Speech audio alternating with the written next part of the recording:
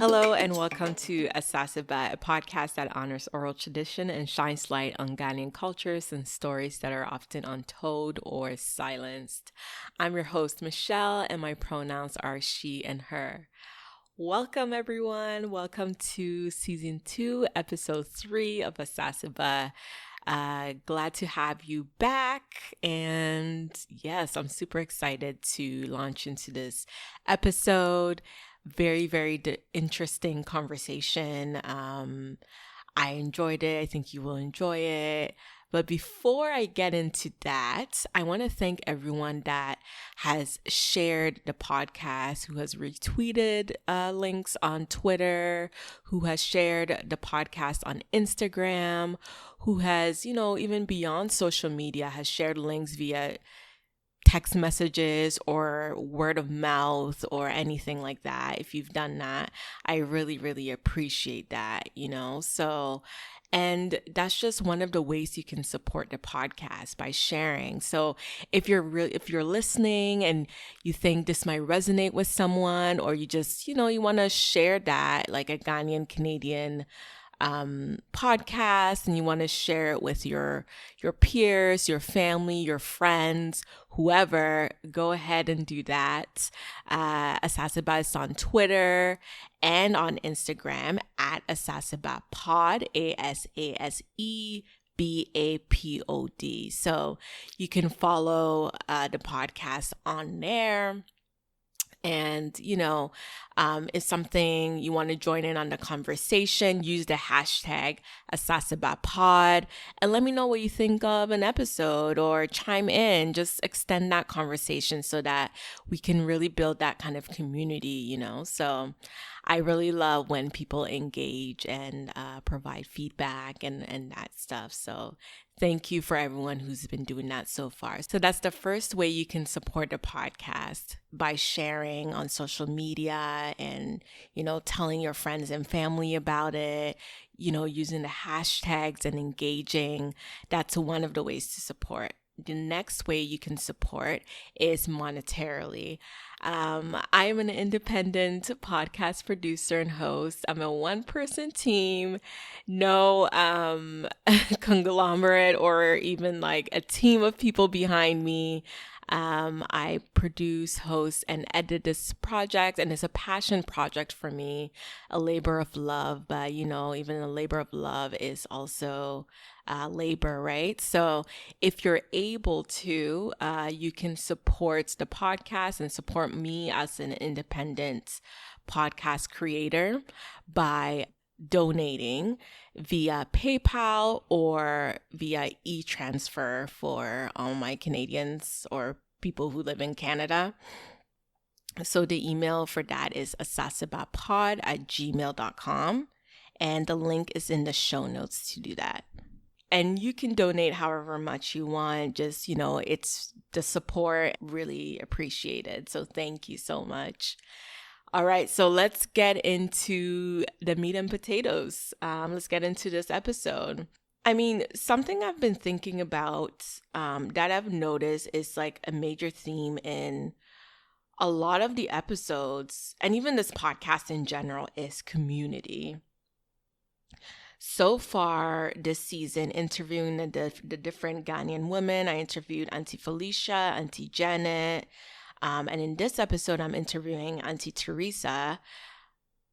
The word community and just the concept of community comes up a lot. And even myself, like, I'm always thinking about the idea of community and what that means. I think about digital communities, local communities, just all kinds of different communities. And what does it mean, I live in Canada, and it's a very individualized kind of society. And in the West in general, like, individualism is heavily promoted. And when the different women that I've interviewed have talked about growing up in Ghana, their experiences were it's very communal, They lived in communities. A neighbor would also be looking out for the children, and just like even just the way the house was set up, it was very communal. The neighborhood was set up was very communal. So that's something that is intrinsic in a lot of our cultures, right? And I'm thinking like lately how I've been socialized into this individualist type of world in the West. And it's like, how do I divest from individualism, and how do I promote more community? And instead of just talking about it, how do I act out on it and just like be more communal in my work, in my day-to-day, etc. So that's something that I'm thinking about, and I love that I can interview different Ghanaian elders and really kind of start to think about what this means, and return to and use their experiences and their stories as a backdrop, as insight, as wisdom into how we can potentially move forward with a community-based foundation. And I know, and also just thinking about community, how does that change? How is that, how do we work around the area of community when we come from, I know some people, like some of us, when you come from a base community, maybe like a family, where you are not accepted or appreciated for who you are, how do we form communities outside of that base when we're not accepted, or if you're not accepted within your primary family community? How does that work? And I love kind of brainstorming and just thinking about these things, because obviously the current system doesn't work for us. So I don't know, this is just something that I always think about, and I just thought I would bring it into the podcast today. And so yeah, if you think about these things, think about community and alternate ways that we can divest from individualism and promote more communal spaces and community-oriented ways of living, hashtag asasebapod, and just let me know your thoughts. Okay, so there's my little spiel about community. Now let's move on to the podcast, this episode 3. So I interview Aunty Theresa. And, this is such a great interview, learned lots of things.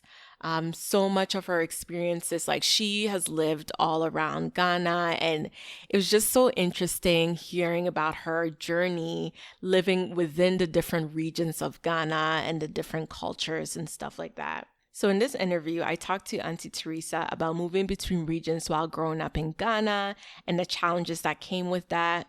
Northern Ghana Talensi culture, the Gologo festival, speaking multiple languages, and she speaks all the languages, guys, so it's super cool. Going to Teachers College in Tamale, her involvement within the Northern Ghana Culture Association in Canada, self-care during COVID-19, life lessons, community versus individualism, and much, much more. So this is such a great interview. Enjoy it, and I will be back.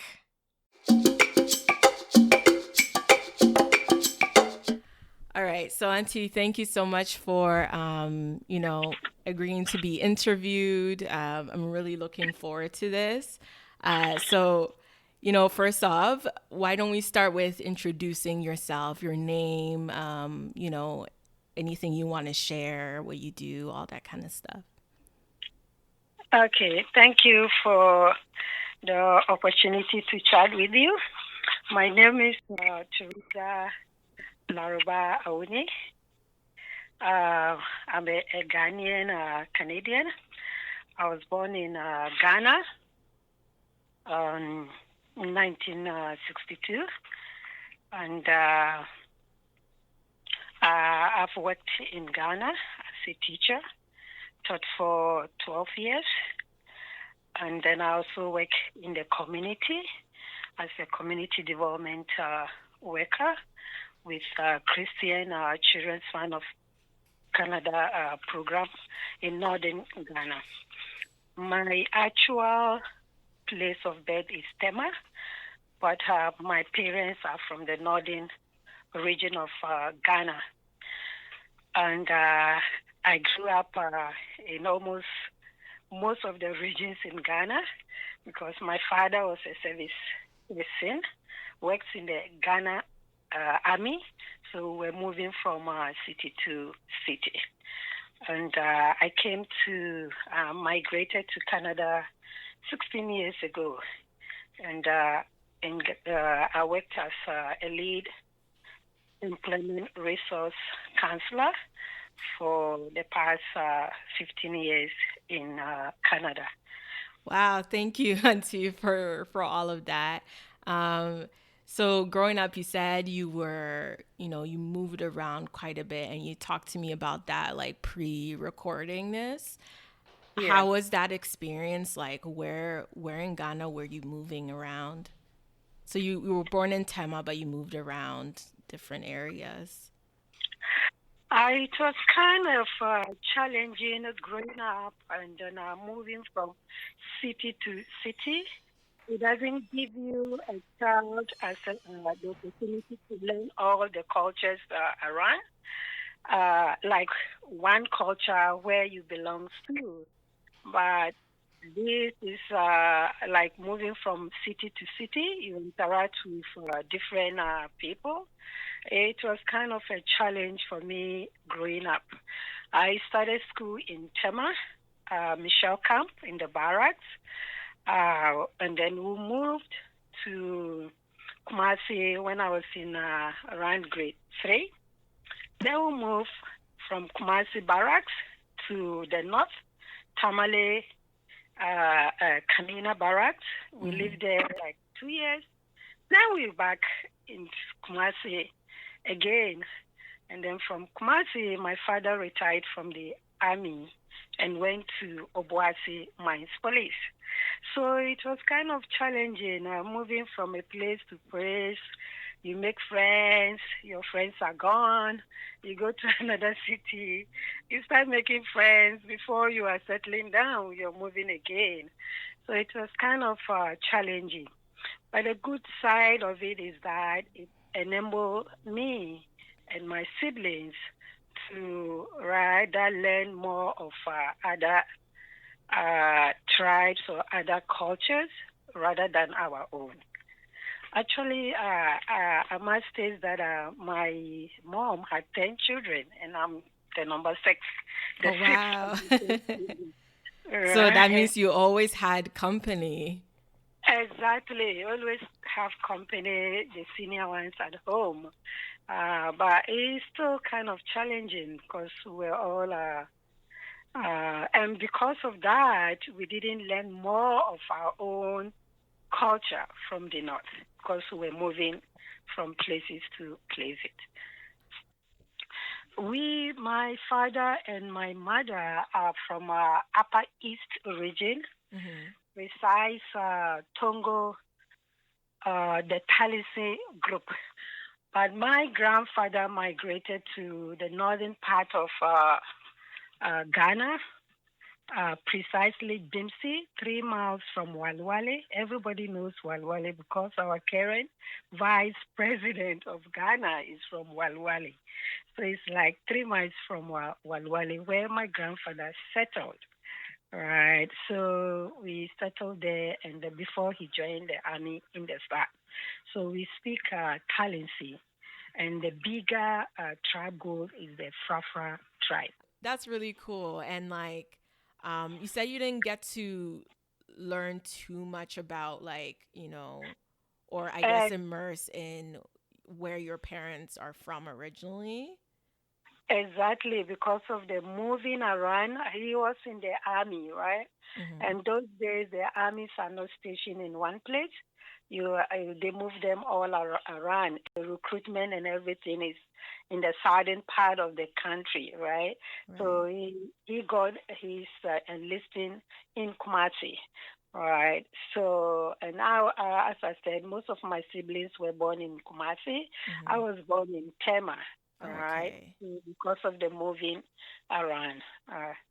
Okay. Mm. So, Auntie, when you moved to Kumasi, how Mhm. was your experience there? Being from Yes, like I know you were moving around, but like just going into yes. like a new culture with like a different language and all that stuff. What was your experience like there? Yeah, Kumasi was more interesting because we stayed there for about 3 years. Mm-hmm. So, as a child, I was able to make friends at school and in the community. We're living in the army barracks. In the community, I was able to make friends, and then we learned more of the Akan language. So I speak Chi more than anything. I speak Chi like I'm really an Ashanti, right? Mm-hmm. Because that is where we learned from school. We learned all their culture, the food, and everything in Kumasi. Kumasi was much more interesting than the other places because we're not staying for a long. All right. So Kumasi was mine. Kumasi is the capital city of the Ashanti region. It's a big city, crowded, more people, diverse background. So you got to learn a lot of things from the people that you live in for. And the Ashanti people like to display more of their culture. So we have opportunity to visit the Menchia Palace to see their festivals, how it's being celebrated, the museum and other things. So it was kind of more interesting to me than all the other places. But in terms of um, your culture as like a someone from northern Ghana, how did your Mhm. parents try to maintain that while you guys were moving around?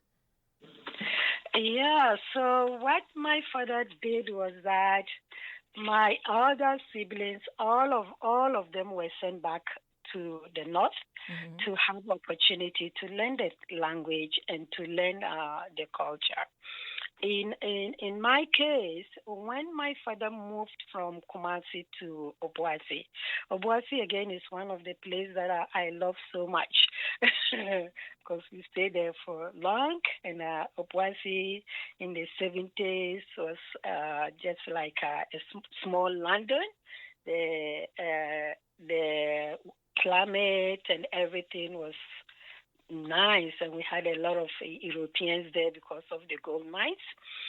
So my elder sister, who by then has completed college and was teaching and was in the north, in Walwale, just 3 miles to our real village, my father took me to live with her to enable me also learn the culture and to also pick up the language. Mm-hmm. So I stay with my sister in Walwale. That is where I have to start again to learn the language from scratch. Yeah. All right. Even though my parents were speaking the language to us at home in Kumasi, when you come out from the house as a child, you don't get anyone to speak to. So the only opportunity that you have to learn is at home, and which is limited. But in that environment, we have people speak your own language. So picking up was kind of easy. So I picked up, I learned the culture, I learned the way that things are done there. I learned so many of our festivals, marriage, funeral, rites, and everything. I learned from that.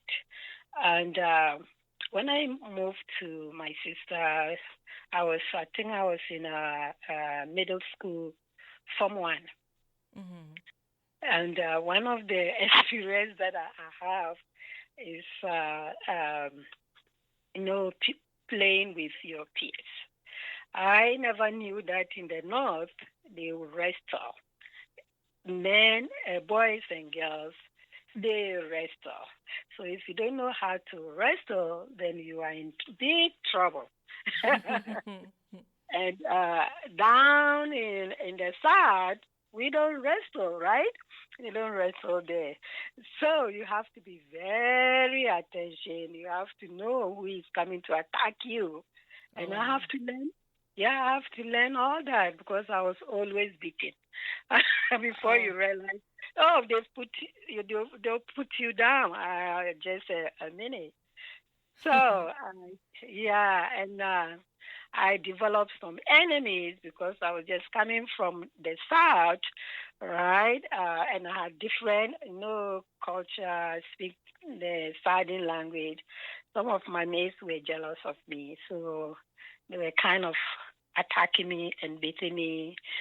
So I have to make friends, serious friends who can defend me in terms of the wrestling.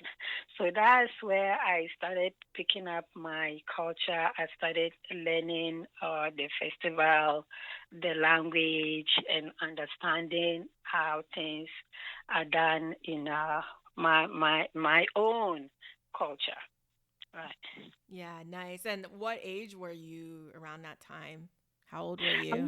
was in from middle school from 1. Oh, okay, okay. Yeah, yeah, Oh, middle school from 1. So that would be probably 13, 14 years, right? oh, okay, I see. Yeah. And Hmm. in terms of like you said, the customs and traditions that you learn, is there Yeah. like a specific one that you can recall learning when you were there?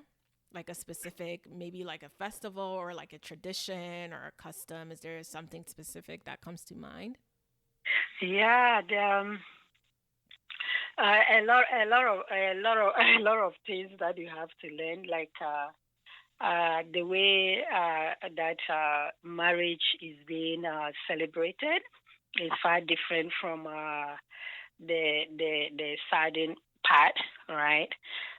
The marriage celebration in my language is in my tribe is more of the guy paying the dowries, all right? When the guy meets the lady and the parents agree, the first thing that he has to do is to pay the dowry.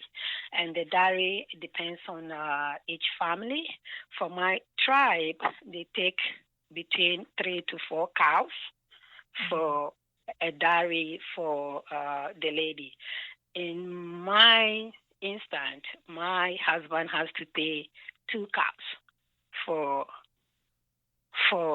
for me for my hand in marriage, and that is because my father is educated and he understands the cost and everything that is involving. And I asked my father one day, why do they take cows as a dowry to marry the woman? And then she's like, during the olden days, most of them were cattle farmers, right? Mm-hmm. So when they take the dairy as the cattle, they add it to what they have and breed it, right? And so when the boys in the family are also going to marry, they use those that they have paid on their sisters to also use that to get married, right? So Oh, it's okay. kind of yeah, it's kind of much different from the southern part that I've lived most, and it looks like at the end of the aid, the woman has nothing because everything goes to the brothers and the family, the men in the family. So that is one thing that I've learned, and Mm-hmm. I've also learned that in my tribe, a woman can never ever divorce. Oh, okay. Wherever situation that you are going in, so far as they give your hands out for marriage, that is it. It's for a life. Mm-hmm. Yeah, so there is nobody in the family that would encourage you to live, even when you are dying, at the point of dying, nobody will encourage you. But these days, the rules and regulations, education has changed. But those days, that is what it is. All right. And then I also learned one thing that I learned from my culture that runs through all the tribes is that as a child, when your father is speaking or your parents are speaking, you must keep quiet. Oh yeah. I think that's still something that's like expected today Yes, as well. Yeah. exactly. There Yeah. is no point for you to defend yourself. You must keep quiet whether you are wrong or you are right. Right. You must keep quiet. And that is the discipline that is still in us. My days, you just have to keep quiet. And so far as your father and your mother are alive, you are still a kid in their presence. Right. Yeah. You get that. Yes. Yeah. So it's kind of it's these days. I've been sometimes I fight with my kids because when you are talking, they are talking because they know they are right. Whether you know you're right or not, so far as your parents are talking, you must keep quiet. And for my culture, you as a child, you have to put your knees down and your head down. You can't even look into your father's eyes when he's disciplining you, right? It's a sign of disrespect. Mm-hmm. So we have to learn all that. We have to learn that when you are serving your father water from the calabash, or you are serving your mom, an elderly person on the calabash, you must bend, you must squat or bend down to give the water out as a sign of respect. Yeah.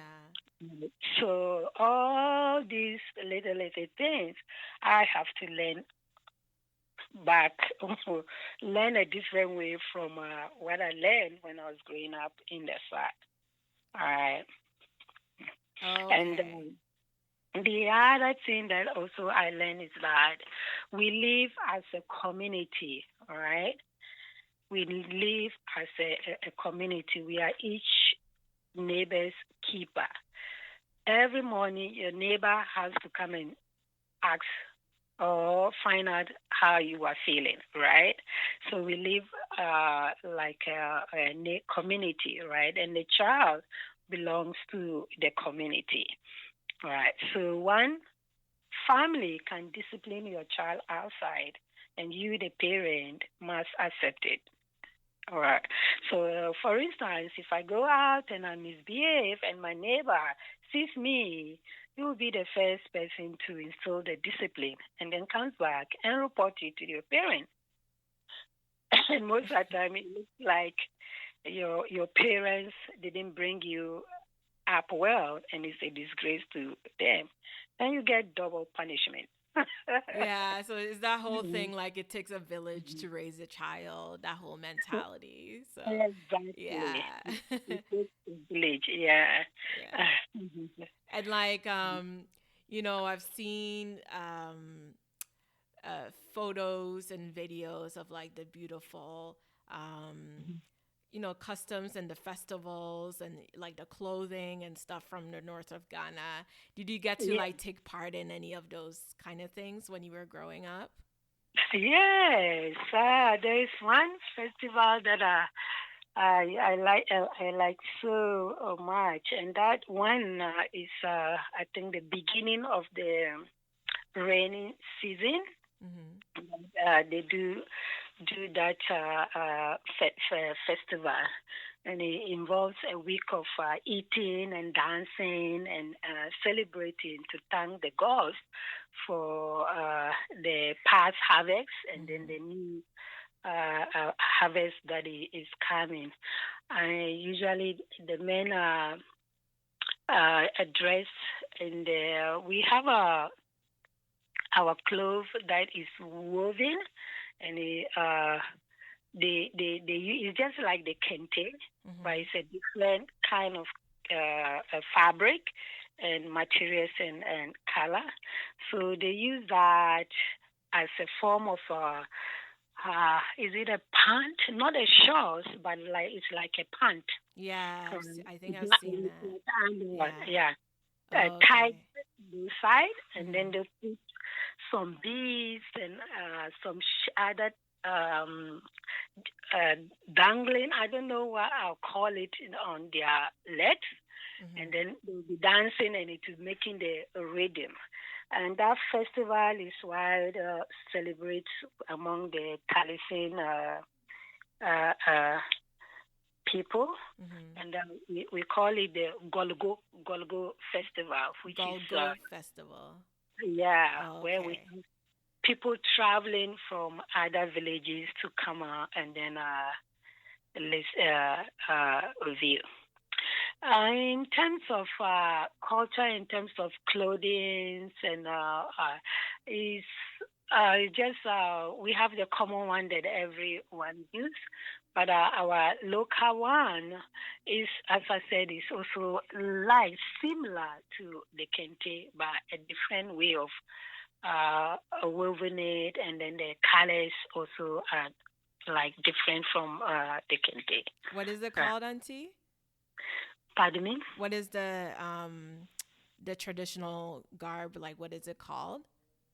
The cloth that we call, you see, the name has escaped in my mind, but when I remember, I will let you know. Oh, Right? okay. Thank you, Yeah. Auntie. Mm.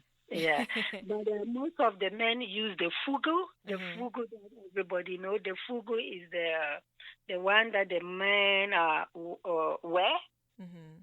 Yeah, it's called the fugu. Most of the time, the women will use the cloth without kaba, like the Ashanti people, right? Mm-hmm. Uh, to celebrate those festivals. When I remember the local name, I'll let you know. Okay, Yeah. thank you, Auntie. So it sounds like you had lots of cool experiences and memories growing up in Ghana. So just like your after, when you were still in school and all that stuff, like how was it like, after you moved back home during Form 1? What was like the process after? Were you there until you finished school, or like did you move around again? Oh, we continue to move around. So I was there from middle school 1 to middle school Form 2. Then my sister, as a teacher, and the husband was transferred again to Brown Harbour region, to be precise, Jema Kintampo. And that is where I finally finished my middle school. Oh boy. Right. So, again, it was Yeah. kind of challenging because you learn, and then you go and you are like starting all over again, Yeah. and you're making friends, new friends again. Mhm. Then you're going to learn a different culture again. Mhm. So, it was kind of challenging. So the next place that so I said from Obuasi, Mhm. Kumasi, Obuasi, I went to the north, and then from north went to the Brown region, and to start Form 3 and Form 4. Okay. So Again there. traveling all around and all that stuff, that Exactly. fun stuff. Yeah. So, Auntie, when you finished school, where were you at? What area in Ghana were you at when you finished school? So when I finished middle school in Jema, Mhm. let me just say a little bit about Jema in the Brown Harbour. Brown Harbour is another region, and that's the Bono people. So I have to learn the Bono language again. So my Chi speaking was mixed with Bono, right, being able to survive there. Yeah, Jema was so much interesting because coming from North and schooling from North, everybody wants to be your friend because you speak English. Right. Those days, they claim that people that go to the North speak better English than the people that school in the north at the basic level, right? So I was kind of easy to make friends because I speak English. I was able to make friends there, and I even had the opportunity to become the girls' prophet, right? When I was in the middle school with much respect. I really like it, but life was not easy. Life was not easy in Jema because we have to do a lot of farming. There was no tap water. We have to get up in the morning, go to the riverside, fetch the water, come, take your bath before you go to school. And it's kind of very, very hard there. Life wasn't like how it is now that we have tap waters. It's now it's a district capital now. We have to travel even from Jema to Kintampo to do some shopping to come back. Life wasn't easy. Anyway, so when I finished my middle school there, I was among the out of 12 girls who did the middle school, we were only 3 girls that passed. All the others did. Yeah. So, yeah, it was kind of good news to me and the others. And all the other 2 girls that passed were my circle of friends, right? We used to study together. We used to do things together. And we were the 3 people that passed. And fortunately for us, all 3 of us had opportunity to go to the college, the teachers training college. Okay, so you studied to be a teacher. A teacher, yeah. Okay. I had an admission to the then Tamale teachers training college, so I have to go back to the north. I have to go back to the north. So I did a 4 years teachers training college program in Tamale. Okay. Right. So I went back to Tamale, and that is where I have to learn more of the northern people and the northern um, culture in totality. Because the people in Tamale are the Dagombes, right? They speak Dabani, right? And I have to learn the Dabani again a little bit, but it's similar to most of the languages in the north are kind of interrelated. Sometimes it's the accent, right, and the pronunciation of the word and constructions of the statement, but you can really understand some of them, right? Especially my tribe, the Talensi people, the Mamprisi people, and the Dagomba people. Our language are interrelated, all right? Oh, I see. So, Yeah. Auntie, wow, it sounds like so you went everywhere and then you learned a bunch of languages. So right now, like how many languages do you speak? I speak Hausa, Uh-huh. and then I speak Dabani. Mm-hmm. I speak a little bit of Mampole, Okay. right? And then Chi is my most number one. Okay. Wow. So you're really well versed in all Yes, languages. exactly. That's really awesome. And Yes. yeah, so like after you went to teachers college in Tamale, what was the process like? Like did you, start a career in teaching while you were there? Um, Take me through that process from that into coming into Canada.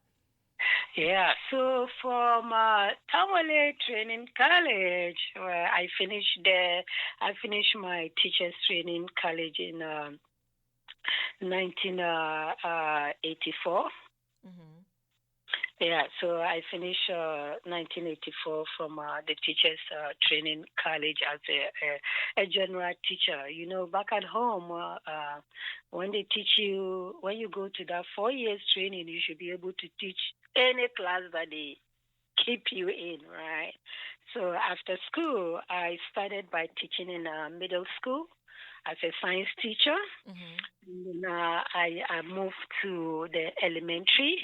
So the class that I taught for a very long time was in grade three. So I was in a grade three teacher for over 8 years, teaching in Oh, wow. grade three. So And did you enjoy teaching the grade three students and uh, just teaching in general? Is that something you were passionate about? again, teaching wasn't what I wanted to do. Mm-hmm. I wanted really to become a community health nurse. Okay. But again, as I said, you must obey. My my teacher, my sister was a teacher. And he said, like, I want you to go to teachers training college. And I'm like, sister, I don't want to be a teacher because I see the way teachers are not being paid well in Ghana and I see the way you're suffering. I don't want to become a teacher. But she said, no, that is what I want you to be. So Okay. Yeah. yeah, so I had no choice. Either you go to school or you come and stay in the house. And I wanted education. So Right. I had no choice than going to the college. And I remember my first day in school. You know, it's a boarding school, right? Mm-hmm. My first day in school was just like I was mourning. Somebody was dead, and I was mourning. I cried. I really cried because I Oh. didn't like it. Mm-hmm. Yeah. But again, I just have to adjust. Right. And it was a good thing because that laid the foundation for me to become what I am today. All right. So I taught in grade three for quite a long time. Then through promotions, I became a head mistress for the early childhood sector, the nursery to KG3. So I was managing that. Then I went to University of Ghana Mm-hmm. to upgrade my education. I did a diploma in home economics there. Then when I finished that, still in Tamale, I was in Tamale, right? So when I finished the program, I had opportunity to go into community work. So I was hired by Christian Children Fund of Canada through one of their local community partners, Mm-hmm. Tumakavi Development Association in Tamale. So I started working with children in the area of education, community development, poverty eradication in 16 communities in the northern Ghana. All right. And from there, I came to Canada. I came to Canada to study. And Okay. What did yeah, to you study. what did you study in Canada? I went to Cody International Institute and under St. Francis Xavier University in Nova Scotia. So I did a diploma, postgraduate diploma in sustainable community development programs, and it's an intensive program, 6 months intensive program. So from there, I went back to Ghana to help my organization improve on the services that they were provided. Then I started. I'm somebody who likes educating myself, who likes improving myself, because I believe that by improving myself, I'll be able to help my community better, right? And Yeah, I'll be able exactly. to, yeah, help other people. So I And came. Auntie, sorry to interrupt you, but just even making the move from Ghana to Mhm. Canada, Yeah. what was your experience? What did you think of Canada? Was there like did you have a culture shock? What was it like overall for you? A lot of things. I never knew that there was poverty in Canada. I never knew by looking around, seeing poverty, seeing homeless people. So I'm like, oh my God, poverty and inequality. These are universal issues. It made me to appreciate more of those issues around poverty, inequality, right? Education. It made me to appreciate those issues. Reflecting back to Ghana and comparing, right? Here is much better, but still there is a lot to be done here, right? And I think that collectively uh, we can do better as citizens, and Mm-hmm. yeah, as social service workers, we can do much better. Right. One thing that I really learned hard is that Canadians want their own. So for their own, which means learning their culture, right? Learning everything that they do to make you adjust well in the community, right? So I have to really again educate myself more to bring me where I am today, right? So I look at my teacher background and my community social service background. I decided that I like to continue with the social services to help in each way that I can to address those issues around the poverty, inequality, and making life better for the people that I work with or I work for. So I have to do some upgrading. Coming here, I had some certification. I had my teacher's education. I have a diploma in home economics. Mm-hmm. Then I have the one that I had here in sustainable community development work, but I still have to do some career counseling program in George Brown College, and I have to do life skills course in George Brown College, and I have to do employment development, also a certification course to get me into working as the employment resource counselor. All right. So, Okay. Yeah, that's so it seems like mhm. a lot of like As credentials that are needed. yeah. Yeah, in this field. And I actually wanted to circle into just kind of your experiences now and living in Canada.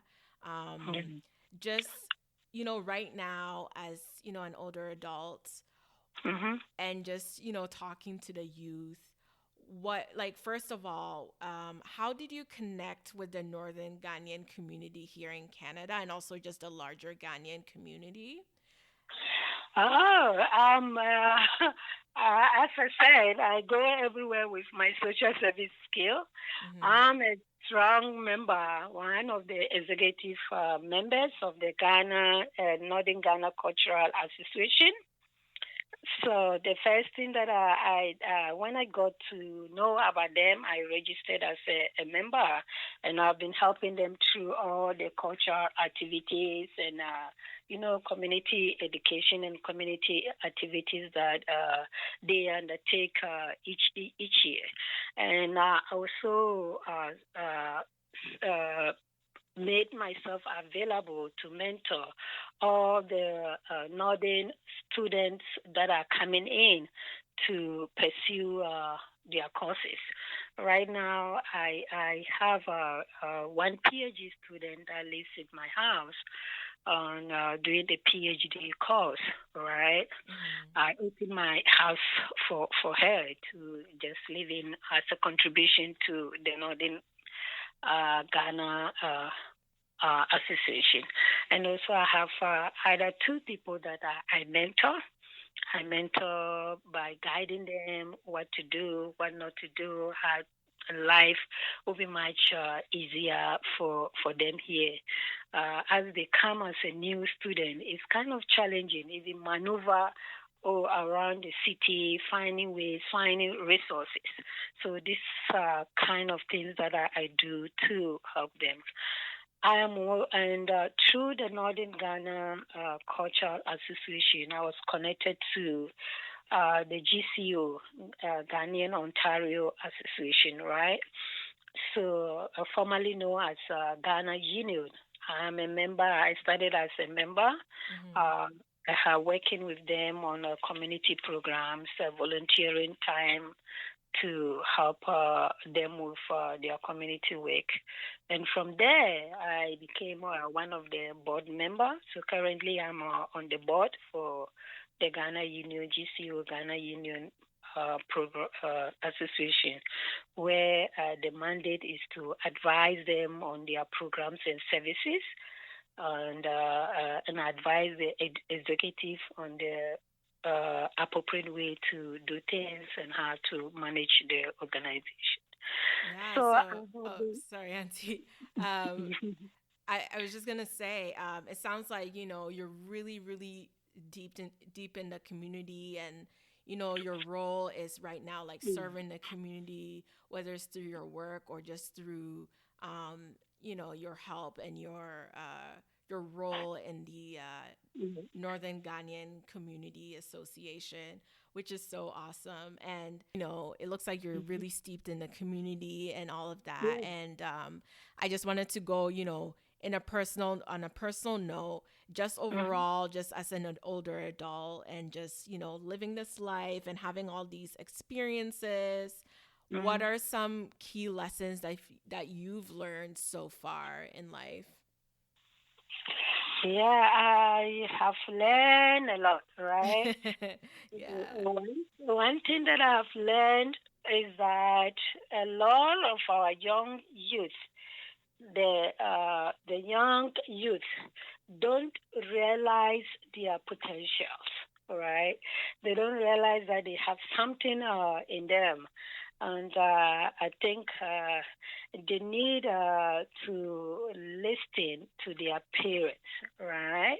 There is an adage or a proverb in my language or in the Ghanaian language, or Ghanaian language, that what an adult will sit and see as a child or as a young adult or as a teenager, you can climb the CN Tower, but you will not see it, right? Mm-hmm. So I, growing up, I have learned to listen to my parents.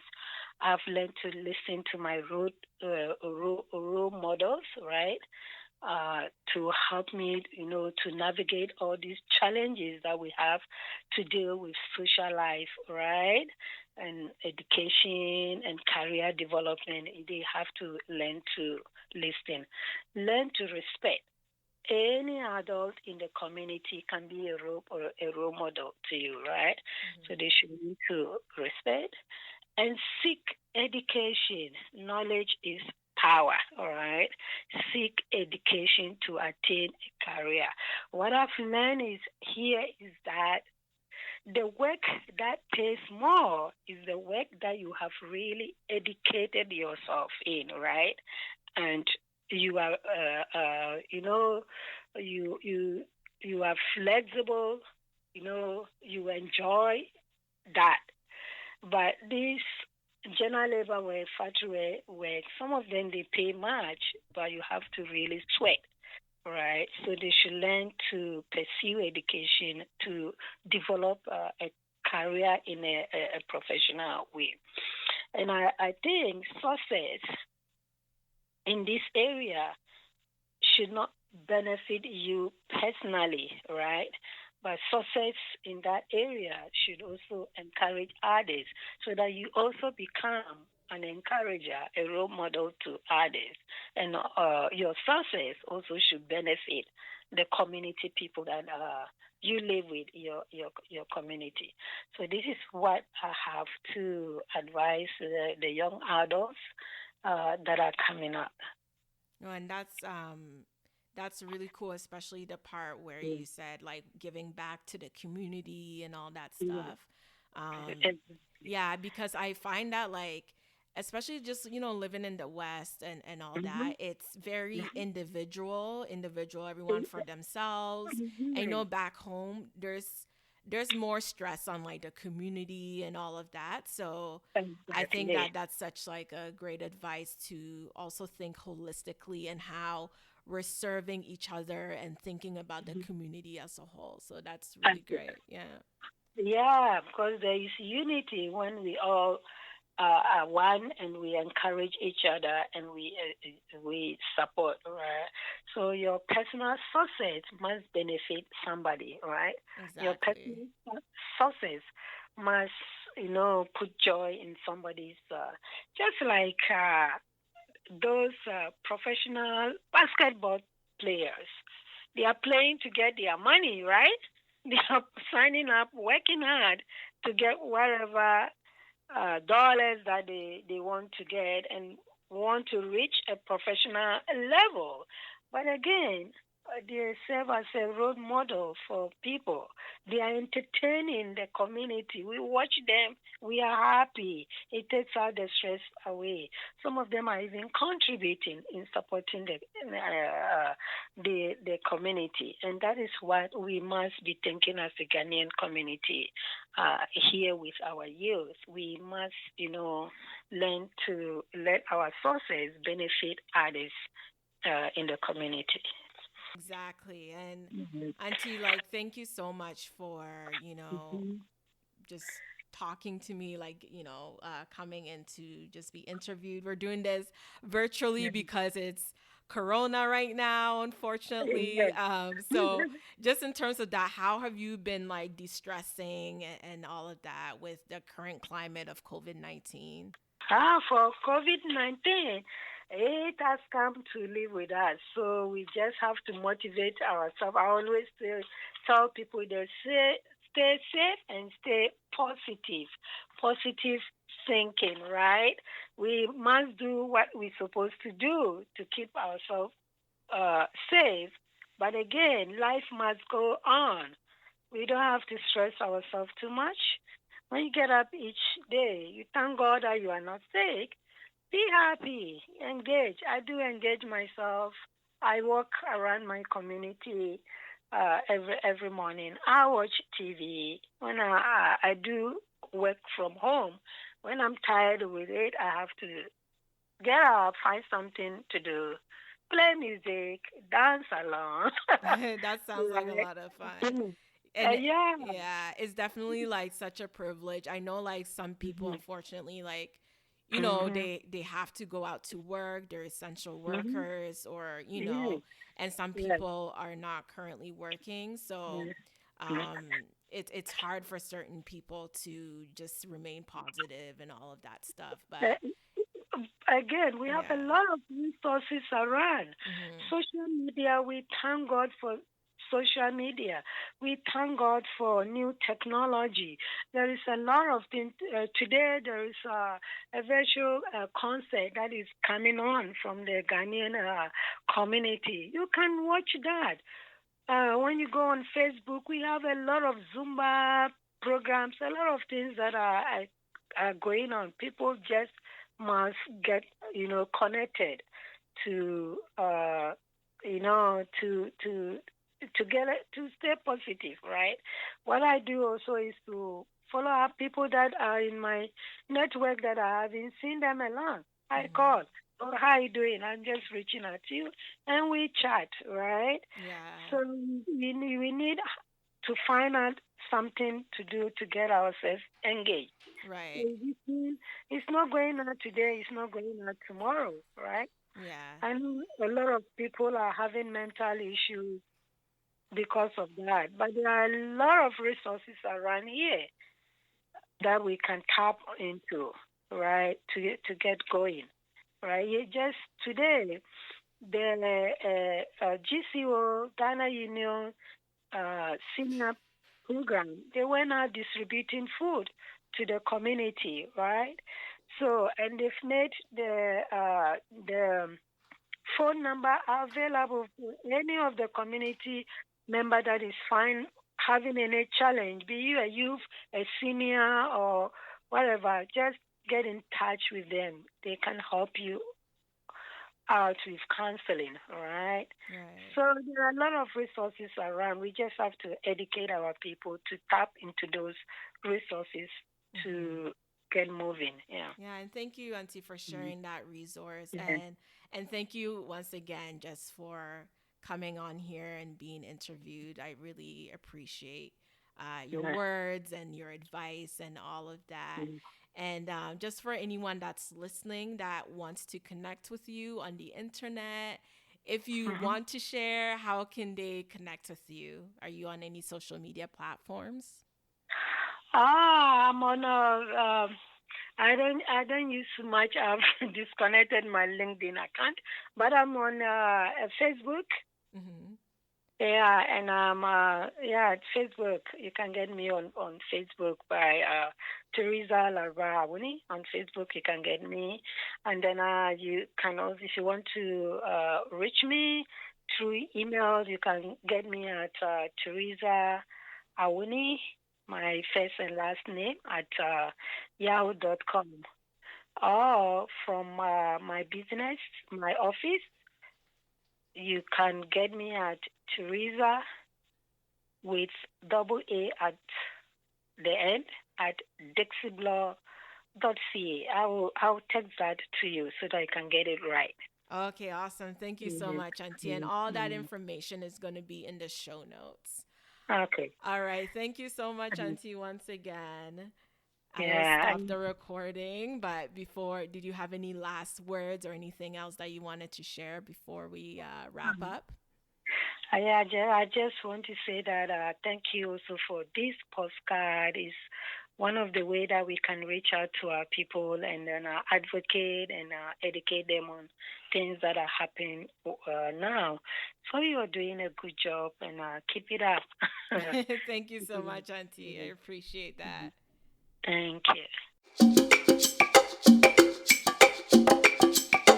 Thank you so much for listening. I hope you enjoyed this conversation. I know I did. When I was editing the episode, I was listening as like an audience member. I'm like, yes, yes, yes, this is so dope. And I learned a lot, particularly in regards to the Talensi people, which is the ethnic group that Auntie is a part of, and just the different customs and traditions and cultural nuances was really cool to listen to and learn about. So, yeah, I hope you enjoyed the podcast. And, if you have any feedback, thoughts, comments, you want to join in on the conversation, chime in, use the hashtag asasebapod so that I can see it and so that everyone else can see it as well.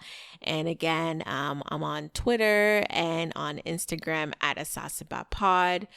Also, you can feel free to email asasebapod@gmail.com just for feedback or comments or stuff like that. So this podcast is published every 2 weeks. So I will see you in 2 weeks. Bye and stay safe.